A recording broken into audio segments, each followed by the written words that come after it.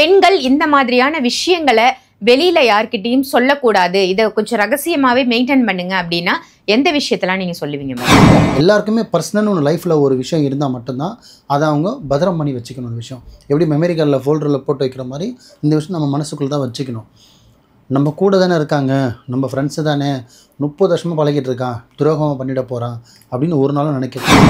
அவன் சொல்கிறானோ இல்லையோ அவன் சொல்லிடுவானுன்ற பயத்தில் நம்ம உட்காந்துட்டு இருக்கணும். என்னென்னு, ஐயோ நம்ம விஷயம் அவருக்கு தெரியும், இப்போ நம்மகிட்ட பேசுறதில்ல, நம்ம விஷயம் லாக் ஆகிடுச்சு, அப்போ அவன் சொல்லிடுவானோ, தெரிஞ்சிடுமோ, இதெல்லாம் லைஃப் போயிடுமோ. நம்மளாம் சில பெண்கள் என்ன பண்ணுன்னா எதுவாக இருந்தாலும் ரத்தமே வந்தாலும் சரி தொடச்சிட்டு போகிறவங்களும் இருக்காங்க. ஆனால் ஒரு அடி அடிச்சிட்டானா இல்லை ஒரு திடீர்னா ஓடி போய் அம்மா வீட்டில் உட்காந்து. உங்கள் வீட்டில் நீங்கள் எப்படி வேணா இருந்திருக்கலாம், பாசிட்டிவான விஷயம் நடந்திருக்கும், இல்லாத கூட இருக்குன்னு சொல்லுங்கள். பழுது சாப்பிட்டாலும் பிரியாணி சாப்பிட்டேன்னு சொல்லுங்கள். அந்த மாதிரி இல்லாத விஷயம் கூட சொல்ல வேண்டிய அவசியம் என்ன இருக்குது?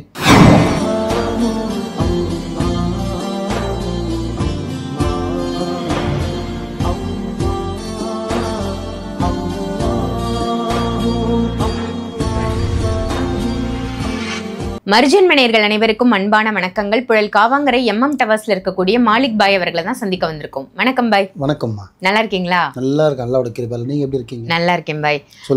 பெண்களுக்கு நீங்க ரொம்ப சிறப்பான நல்ல நல்ல தகவல்லாம் கொடுத்துட்டு வரீங்க. லாஸ்ட் வீக் நம்ம போட்ட கண்டென்ட் கூட கிட்டத்தட்ட 1 லட்சம் பேர் பார்த்திருக்காங்க அப்படின்னு தான் சொல்லணும்.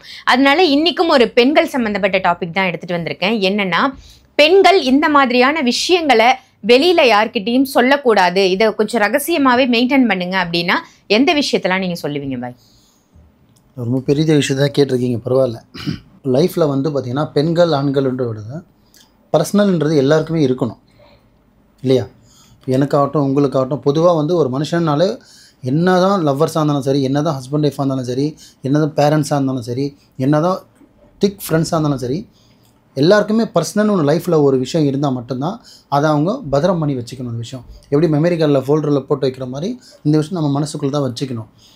நம்ம கூட தானே இருக்காங்க, நம்ம ஃப்ரெண்ட்ஸு தானே, 30 வருஷமாக பழகிட்டு இருக்கான், துரோகமாக பண்ணிட போகிறான் அப்படின்னு ஒரு நாளும் நினைக்கக்கூடாது. அதே மாதிரி ரெண்டாவது பார்த்திங்கன்னா, நம்ம ஹஸ்பண்ட் தானே, நம்மள பாதி தானே ஹஸ்பண்டு, அவர்கிட்ட ஷேர் பண்ணலான்னு சொல்லிடக்கூடாது. ஏன்னா யாரோ நம்மளை கெடுக்கணும், கெடுதல் பண்ணிடணும், அவனை நம்ம சொன்ன விஷயத்தை வெளியில் சொல்லிடணும்னு யாரும் நினைக்கிறது கிடையாது. சந்தர்ப்ப சூழ்நிலை அந்த நிலைமைக்கு கொண்டு வந்துடும். நல்லவன் கூட கெட்டவன் ஆகிடுவான். நம்மக்கிட்ட பார்த்திங்கன்னா 30 வருஷமாக நல்ல வகையில் நல்லா பழகிட்டே வர்றவன் சடனாக பார்த்திங்கன்னா அந்த விஷயத்தை கேட்டு ஒரு 6 மாதத்துல 1 வருஷத்துலையோ ஒரு சின்ன மிஸ் அண்டர்ஸ்டாண்டிங் ஆச்சுன்னா அவன் சொல்கிறானோ இல்லையோ அவன் சொல்லிடுவானுன்ற பயத்தில் நம்ம உட்காந்துட்ருக்கணும். என்னென்னு, ஐயோ நம்ம விஷயம் அவருக்கு தெரியும், இப்போ நம்மகிட்ட பேசுறதில்ல, நம்ம விஷயம் லாக் ஆகிடுச்சு, அப்போ அவன் சொல்லிடுவானோ, தெரிஞ்சிடுமோ, இதெல்லாம் லைஃப் போயிடுமோ, நம்ம ஹஸ்பண்ட் நம்மளுக்கு பிரிவினை வந்துடுமோ அப்படின்ற பயம் வரும். ஆமாவா இல்லையா? ஆமாம், உண்மை. ஸோ அது ரொம்ப ரொம்ப முக்கியமான விஷயம். நிறைய பேர் நினைக்கிறாங்க, இப்போ நீங்கள் கேட்ட விஷயம் ரொம்ப முக்கியமான விஷயம். அதுவும் குறிப்பிட்ட ஆண்களோட குறிப்பிட்ட பெண்களுக்கு தான் இது சேரும். ஏன் அப்படின்னா எதிர்பார்த்த வாழ்க்கை யாருக்குமே கிடைக்கிறது கிடையாது, இன்க்ளூடிங் மீ. நானாக இருந்தாலும் சரி, யாராக இருந்தாலும் சரி, எல்லாருக்குமே ஒரு ட்ரீம் இருக்கும், எல்லாருக்குமே வாழ்க்கை இப்படி தான் நம்ம அமையணும்னு இருக்கும். அந்த வாழ்க்கை இறைவன் கொடுக்கறது இல்லை, இறைவன் நிச்சயிக்கப்படுறது தான் இங்கே நடக்கிறது தவிர நம்ம நினைக்கிறது நடக்கிறது இல்லை. அந்த மாதிரி இருக்கும்போது சில பேர் வாழ்க்கையில் பாஸ்ட்டுன்னு ஒன்று இருக்கும். என்ன இருக்கும்? பாஸ்ட்டுன்னு ஒன்று இருக்கும். தயவு செஞ்சு பெண்கள் செய்யக்கூடாத ஒரு விஷயம்னு பார்த்தீங்கன்னா நிறைய இருக்குது. அதில் முக்கியமாக ஒரு 4-5 விஷயத்த சொல்கிறேன். ஏன்னா இந்த 4-5 விஷயம் தான் உங்கள் லைஃபோட விஷயத்தையும் புரட்டி போட்டுரும். நம்ம லைஃபே புரட்டிடும். ஒன்றுமே இல்லாமல் 0 ஆக்கிடும். என்னென்னு கேட்டிங்கன்னா, முதல்ல ஒரு விஷயம், உங்கள் லைஃப்பில் நடந்த ஸ்கூல் விஷயமோ இல்லை காலேஜில் நடந்த விஷயமோ உங்கள் பாஸ்ட்டோ ஒன்று எவ்வளோ உங்களால் அதை கேர்ஃபுல்லாக நீங்கள் ஹேண்டில் பண்ண முடியும் ஹேண்டில் பண்ணுங்கள். சின்ன விஷயமா இருந்தால் உங்கள் ஹஸ்பண்ட்கிட்டயோ பெற்றவங்ககிட்டயோ ஷேர் பண்ணிடலாம். இல்லை இது பெற்றவங்ககிட்டயும் சொல்ல முடியாது, ஹஸ்பண்ட்கிட்டயும் சொல்ல முடியாத விஷயமா தான் தயவு செஞ்சு திக் ஃப்ரெண்ட்ஸாக இருந்தாலும் சரி, யாராக இருந்தாலும் சரி, அந்த விஷயத்தை நீங்கள் உங்கள் லைஃப் பாஸ்ட்டில் நடந்து சொல்ல வேண்டாம். ஓகே. ஏன்னா அதை கேட்கறதுக்கு அந்த நேரத்தில் பார்த்திங்கன்னா அவருக்கு நம்ம கணவர் தானேன்னு சொல்லிட்டு ஷேர் பண்ணுறாங்க. அந்த நேரத்தில் அவரும் புது மாப்பிள்ளை ஆமாம் ஜாமி போட்டுடுறாரு, புரியுதுங்களா? ஆனால் குறிப்பிட்ட நாள் போக போக போக பார்த்திங்கன்னா அந்த விஷயத்தை சொல்லி சொல்லி காட்ட ஆரம்பிக்கிறாங்க ஆம்பளைங்க. நீ இப்படி இருந்தவா தானே, நீ இப்படி செஞ்சவா தானே, நீ ஆல்ரெடி சுற்றினவா தானே, நீ ஆல்ரெடி பழகினவா தானே, ஆல்ரெடி அவன் கூட இருந்தவா தானே. அவனை நாளைக்கு தற்செயலாக உலகம் ரொம்ப சின்னதுமா, நாளைக்கு ஷாப்பிங் மால்லையோ மார்க்கெட்லேயோ எங்கேயுமே தற்செயலாக ஒரு தேட்டர்லேயும் பார்த்தாலுமே இவங்க தப்பே பண்ணலனாலும் தற்செயலாக பார்த்தா ஒன்று இவங்க பேசிகிட்டு இருக்கானுன்ற எண்ணம் அவனுக்கு ஹஸ்பண்டுக்கு வந்துடும். ஆமாவா இல்லையா? இதெல்லாம் கண்டிப்பாக இதெல்லாம் ரியாலிட்டி. ஸோ இந்த விஷயத்தை தயவு செஞ்சு உங்கள் லைஃப்பில் இருந்த லவ்ன்ற ஒரு பாசிட்டிவ் விஷயத்தை நான் சொல்கிறது உங்களுக்கு நடந்த இன்சிடெண்ட்டோ, உங்களுக்கு நடந்த விபத்தோ, ஆக்சிடெண்ட்டோ, லாஸ் ஆனதோ நான் பேசலை. உங்களுக்கு நடந்த பாஸ்ட்டு, ஐ மீன் லவ். அந்த விஷயத்த ஒன்று உங்கள் சின்ன விஷயமா இருந்தால் ஷேர் பண்ண முடியும்னா அது ஷேர் பண்ணிவிடுங்க. ஒரு பெரிய விஷயம் நடந்திருக்கு, அதை உங்களால் ஷேர் பண்ணாமல் மேனேஜ் பண்ண முடியும்னா தயவு செஞ்சு இது பெண்களுக்கு மட்டும் சொல்கிறேன். இதை நீங்கள் முடிஞ்ச அளவுக்கு எவ்வளோ சேஃப் அண்ட் செக்யூராக வச்சுக்கணுமோ வச்சுக்கோங்க. ஏன்னா நாளைக்கு அவன் எதிர் வீட்டுக்காரனே கூட வரலாம், தெருவிலே வசிக்கலாம். கண்டிப்பாக சொல்கிறேன், நான் அடித்து சொல்கிறேன். அதனால் பிரச்சனைகள் பாதிப்பு நிறைய வரும்.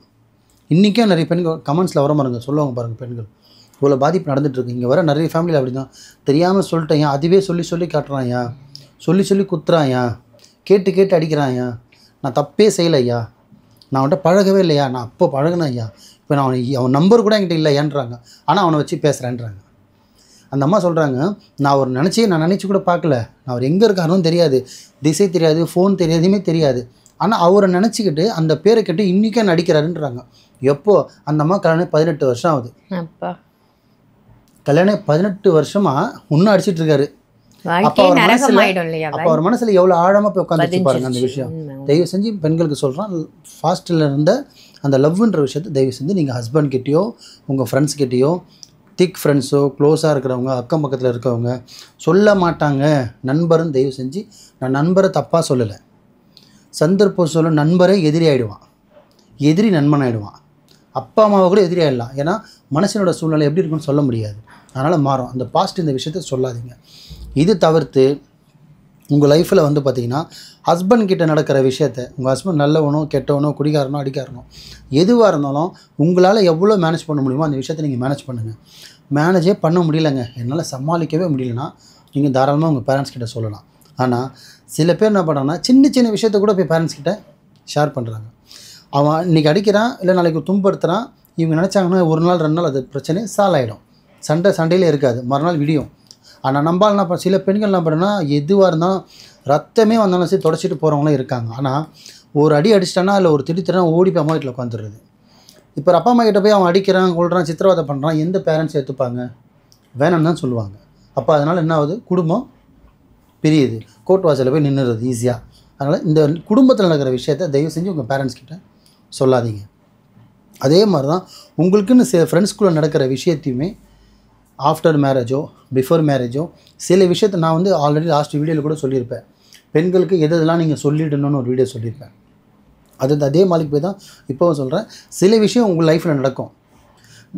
திருப்பியும் சொல்கிறேன், ஃப்ரெண்ட்ஸு அவங்க இவங்க யாராக இருந்தாலும் சரி, சில விஷயத்தை தான் கணவர்கிட்ட சொல்லணும், கணவர் விஷயத்தை சில விஷயத்தை தான் பெற்றவங்க கிட்ட சொல்லணும். நம்ம அப்பா அம்மா, நம்ம கணவர், நம்ம மனைவின்னு எல்லாமே நம்ம ஷேர் பண்ணோம் அப்படின்னா அதுவே ஒரு நாள் விபத்தாகவும், அதே ஒரு நாள் உங்களுக்கு 47 சொல்கிறது கன்று மாதிரி வந்து நிற்கும். உங்களுக்கு அதுக்கு சமாளிக்கணும் நீங்கள். ஏன்னா வார்த்தை வந்து எலும்பில்லாத நாக்கு, என்றைக்கணும்னா மாறிக்கிட்டே இருக்கும். அது மாற விடுறதே வந்து பார்த்திங்கன்னா நம்ம நடக்கிற இன்சிடென்ட் தான்.